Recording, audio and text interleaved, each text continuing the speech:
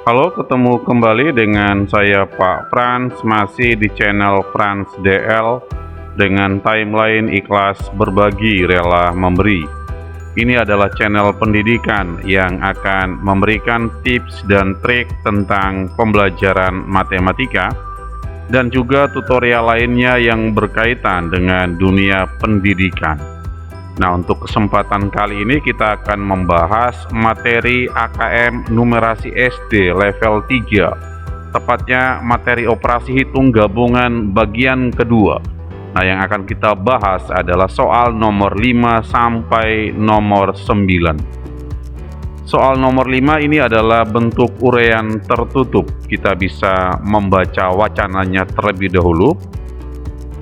Kinciria seperti pada gambar di atas pertama kali dibangun oleh Ferris Wheel, memiliki tinggi 79,5 meter, diameter 75 meter dan 36 kabin penumpang dengan daya tampung maksimal 2160 orang.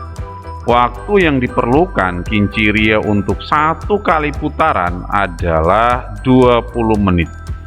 Berdasarkan artikel di atas, jumlah maksimal penumpang dalam satu kabin adalah berapa orang?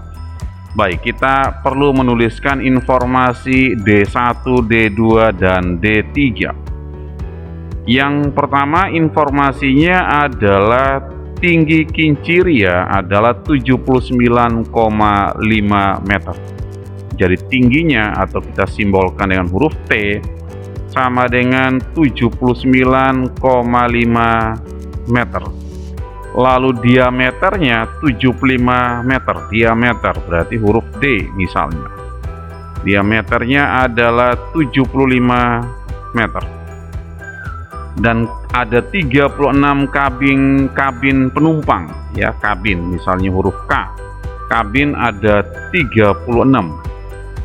Daya tampung maksimal 2160 orang. Daya tampung kita misalkan dengan DT. Daya tampung adalah 2160 orang. Waktu yang diperlukan kinciria untuk satu kali putaran adalah 20 menit. Waktu itu misalnya T, time, waktu adalah 20 menit. Nah, pertanyaannya berapa jumlah maksimal penumpang? Berarti ini adalah D2. Jumlah maksimal penumpang, misalnya kita simbolkan dengan JMP. Kita desain penyelesaiannya pada D3. Jumlah maksimal penumpang itu sama dengan apa? Kita perlu melihat informasi D1. Apakah jumlah maksimal penumpang punya hubungan dengan tinggi kincir? Tentu saja tidak. Dengan diameter juga tidak. Kabin, iya, karena di sinilah penumpang akan duduk dan menikmati pemandangan ketika berada di dalam kabin ini. Ini adalah kabin-kabinnya. Jadi ini untuk menghitung jumlah maksimal penumpang pasti kabinnya akan kita ikutkan. Daya tampung jelas, ya, karena kincir ini akan memuat 2160 penumpang untuk satu kali putaran. Untuk waktu putarannya jelas belum kita pakai, sehingga jumlah maksimal penumpang itu ada hubungan dengan daya tampung dan banyaknya kabin, ya, sehingga dirumuskan jumlah maksimal penumpang itu sama dengan daya tampung maksimumnya lalu dibagi dengan banyaknya kabin. Oke, tinggal kita ganti angkanya. Daya tampungnya adalah 2160. Lalu dibagi ada berapa kabin? Ada 36 kabin. Nah, kalau teman-teman hitung 2160 bagi 36 itu akan sama dengan 60. Jadi jumlah maksimum penumpang dalam satu kabin itu adalah 60 orang. Maka jawabannya bisa kita tulis di sini sebanyak 60 orang. Lanjut ke soal nomor 6. Ini ceritanya masih sama dengan soal nomor 5. Kita langsung menuliskan informasi penting dari soalnya. Yang pertama adalah D1, tinggi 79,5 meter, jadi 79,5 m. Lalu diameternya 75 meter. Maaf, ini tinggi ya, tinggi. Kemudian diameternya sama dengan 75 meter. Lalu ada 36 kabin penumpang, berarti kabinnya ada 36. Daya tampung ada 2160 orang. DT sama dengan 2160 orang. Lalu waktu yang diperlukan Kinciria untuk satu kali putaran atau satu kali operasi adalah 20 menit. Jadi T untuk satu putaran itu sama dengan 20 menit. Maksudnya misalnya ketika kincir ada di sini lalu berputar kemudian kembali lagi ke titik yang sama, itu membutuhkan waktu 20 menit. Dan untuk satu kali putaran ini bisa menampung 2160 orang. D2 yang ditanyakan adalah dalam 3 jam operasi total penumpang yang dapat terangkut. Jadi jumlah penumpang yang dapat diangkut dalam 3 jam. Jadi jumlah penumpang dalam 3 jam beroperasi itu ada berapa? Oke, sekarang kita akan desain penyelesaiannya. D3, jumlah penumpang dalam 3 jam itu sama dengan apa? Ini kita perhatikan, satu putaran 2160 orang. Satu putaran itu 20 menit, berarti jumlah penumpangnya akan sama dengan banyaknya putaran lalu dikali dengan daya tampung. Oke, jadi di sini kita harus mencari dulu untuk 3 jam berapa putarannya. Oke, kita coba hitung. Nah, banyak putaran akan sama dengan apa? Kita perhatikan di sini bahwa untuk satu kali putaran itu dibutuhkan waktu 20 menit. Berarti untuk 3 jam berapa putaran? Itu sama dengan 3 jam lalu dibagi 20 menit. Kenapa? Karena satu putaran itu 20 menit. Nah, ini kita perhatikan untuk satuan waktunya belum sama. Ya, di atas pada pembilang adalah satuan waktu jam, sedangkan penyebut menit. Kita samakan dulu. Ya, jam ke menit itu berarti kita kali. Kali berapa? Kita kali dengan 60. 60 apa? 60 menit. Supaya satuannya sama dengan satuannya penyebut. 20 menit. Nah, kalau satuannya sudah sama, maka saatnya tinggal kita menyederhanakan. Yang pertama, satuannya karena sama bisa dicoret. Lalu ada 0 dan 0, kita coret 0 pada pembilang dan 0 pada penyebut. Lalu 6 bagi 2, 6 bagi 2 sama dengan 3. Maka yang tersisa sama dengan 3 dikali 3. Ya, sama dengan 9. 9 apa? 9 putaran. Jadi banyaknya putaran untuk 3 jam itu adalah 9 putaran. Satu putaran 2160 orang, berarti 9 putaran akan sama dengan 9 dikali daya tampungnya dikali 2160. Nah, kalau teman-teman hitung 9 kali 2160 itu kurang lebih sama dengan 19.440 orang tentu saja ya. Sehingga nanti teman-teman bisa mengisi di sini 19.440 orang. Kita ke soal nomor 7. Ini soal uraian tertutup. Grafik berikut menunjukkan pencatatan keuangan PT Maju Jaya selama tahun 2019. Tanda negatif menunjukkan kerugian perusahaan dan tanda positif menunjukkan laba yang diperoleh perusahaan. Ini adalah grafik pencatatan keuangannya.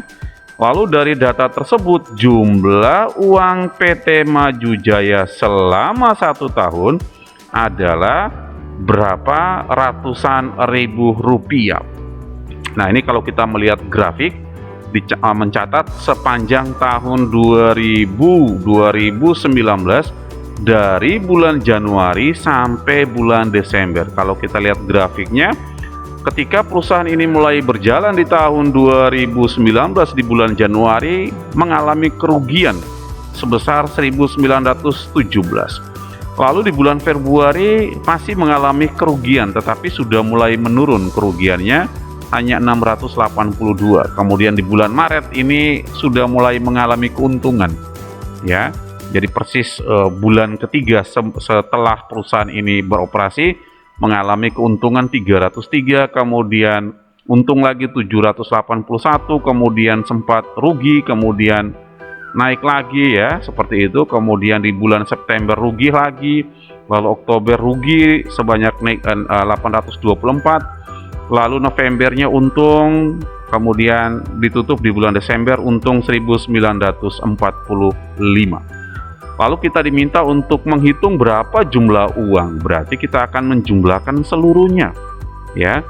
Berarti jumlah uangnya itu akan sama dengan kita menjumlahkan seluruh data yang ada, baik rugi maupun untung. Yang pertama di bulan Januari rugi 1.917. Karena kita diminta menjumlahkan, maka kita tambah di bulan Februari masih rugi 682, kemudian tambah bulan Maret untung 303, lalu tambah di bulan April untung 781, kemudian tambah di bulan Mei rugi, ya, kembali merugi sebesar 150, kemudian ditambah bulan Juni untung 250, ditambah bulan Juli untung 933, kemudian tambah di bulan Agustus 1110, kemudian ditambah bulan September merugi kembali, ruginya adalah sebesar 417, kemudian ditambah di bulan Oktober rugi lagi sebesar 824, kemudian ditambah bulan November itu 1.566 keuntungannya, ditambah di bulan Desember untung kembali, ya, 1.945. Nah, ini kalau kita jumlahkan hasilnya kurang lebih sama dengan 2.898. Nah, tinggal kita isi di sini. Jadi dari data tersebut jumlah uang PT Maju Jaya selama 1 tahun adalah 2.898 ratusan ribu rupiah. Berarti nanti kalau kita tulis tambah nolnya ada 5. Kita lanjut ke soal nomor 8. Grafik berikut menunjukkan pencatatan keuangan PT Maju Jaya selama tahun 2019. Tanda negatif menunjukkan kerugian perusahaan dan tanda positif menunjukkan laba perusahaan. Ini datanya masih sama. Lalu kita diminta untuk menghitung berapa persentase kenaikan keuangan terbesar. Ya, nah sekarang kita akan melihat pada bulan berapa ke bulan berapa yang naiknya paling besar. Kita lihat yang pertama ini juga naik, kita bandingkan naik ya, kita bisa lihat yang naik saja ya. Jadi yang pertama bulan Januari ke Februari naik, Februari ke Maret naik, kemudian Mei ke Juni juga naik, Juni ke Juli, Juli ke Agustus, kemudian bulan Oktober ke November, dan November ke Desember. Dari beberapa bulan yang mengalami kenaikan paling signifikan itu terjadi di bulan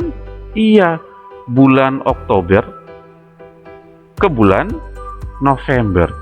Ini awalnya ya, awalnya itu rugi 824, kemudian akhirnya di bulan di bulan November untungnya 1.566, kelihatan dari grafiknya ya, naiknya sangat melonjak, menanjak tinggi.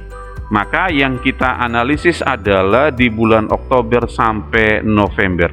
Nah, persentase kenaikan rumusnya apa? Nah, kita tuliskan rumusnya. Persentase kenaikan, Pak Frans tulis dengan persen K, maksudnya persentase kenaikan itu akan sama dengan kondisi akhir dikurangi kondisi awal, lalu dibagi kondisi awal, lalu kita kalikan dengan 100%. Nah, kita tinggal menggantikan angkanya saja. Akhir di bulan November, perusahaan itu mengalami keuntungan 1.566, lalu dikurangi di bulan Oktober mengalami kerugian, jadi rugi 824. Lalu dibagi, awalnya adalah rugi, jadi tanpa kita menuliskan simbol ruginya, jadi kita tulis rugi 824. Kenapa ini kita menuliskan negatif? Supaya kita tahu ya naiknya berapa, lalu tinggal dikali 100%. Nah, selanjutnya kita lihat ini ada tanda berurutan negatif-negatif, kita kalikan, negatif kali negatif itu positif, sehingga bentuknya bisa kita tulis menjadi 1.566, negatif kali negatif itu positif, berarti tambah 824, kemudian dibagi 824, lalu jangan lupa dikali 100%. Kita selesaikan bagian pembilang. 1.566 ditambah 824 itu kurang lebih sama dengan 2.390.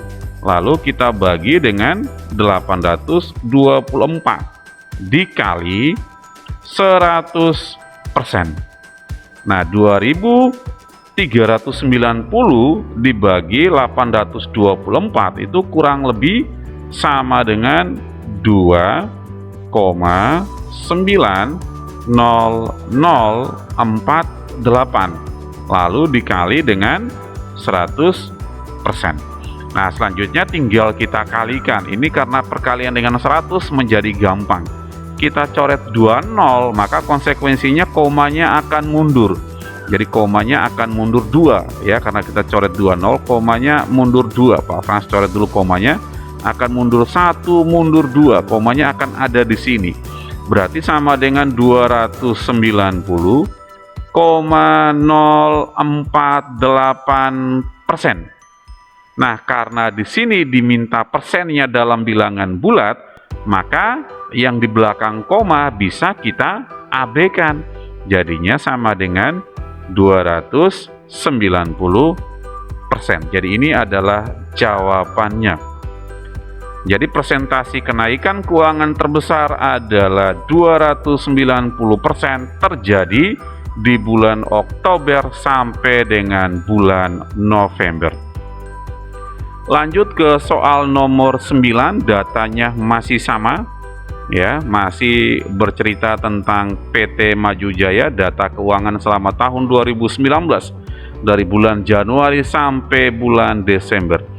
Berikutnya yang ditanyakan adalah persentase penurunan. Nah, kalau tadi berapa persentase kenaikan, sekarang adalah persentase penurunan. Maka yang kita lihat adalah bulan-bulan di mana perusahaan itu mengalami penurunan. Oke, kita lihat yang pertama adalah bulan Maret ke April, ini penurunan. Kemudian bulan Agustus ke bulan September dan Oktober ke Oktober. Nah, dari grafik yang ada kita bisa melihat bahwa penurunan terbesar itu terjadi di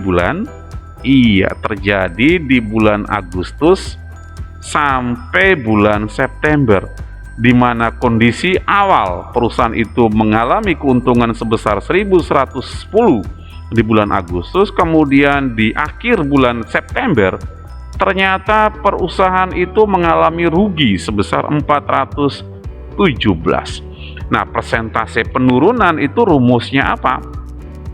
Kita simbolkan dengan persen P, maksudnya persentase penurunan. Itu sama dengan kondisi awal, lalu dikurangi kondisi akhir, kemudian dibagi dengan kondisi awal, dikali dengan, dikali 100%.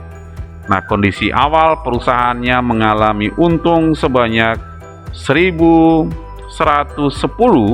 kemudian kondisi akhir perusahaan mengalami rugi sebanyak 417.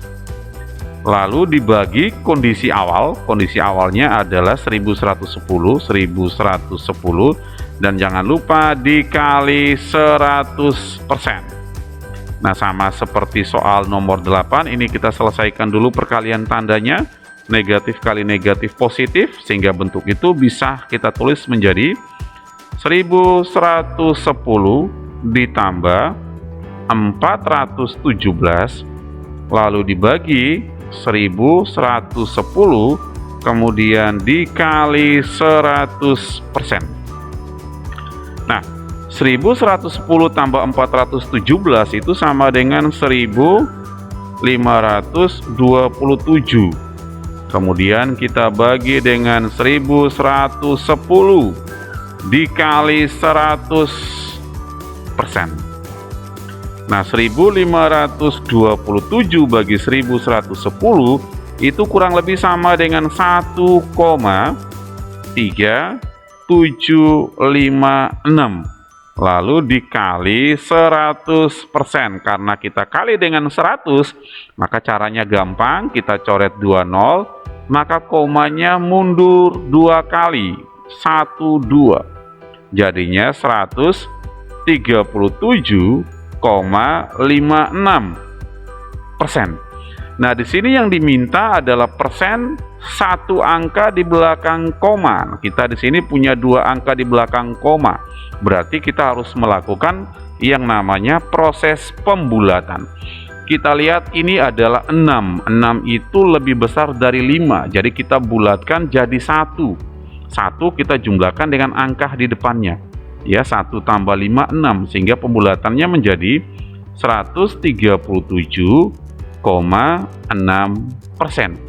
Jadi persentase penurunan keuangan terbesar adalah 137,6%. Itu terjadi di bulan Juli sampai dengan bulan terjadi di bulan Agustus sampai dengan bulan September, mengalami persentase penurunan terbesar, yaitu sebesar 137,6%. Baik, kurang lebih seperti itu untuk pembahasan materi AKM numerasi kali ini. Mudah-mudahan bermanfaat. Seperti biasa, jika suka boleh kasih jempol ke atas. Jika tidak suka boleh jempol ke bawah. Atau boleh juga menuliskan komentar di kolom komentar. Aktifkan loncengnya ya, supaya selalu mendapatkan update terbaru dari channel ini. Dan jangan lupa subscribe, karena subscribe itu gratis. Terima kasih, tetap jaga kesehatan, Tuhan memberkati.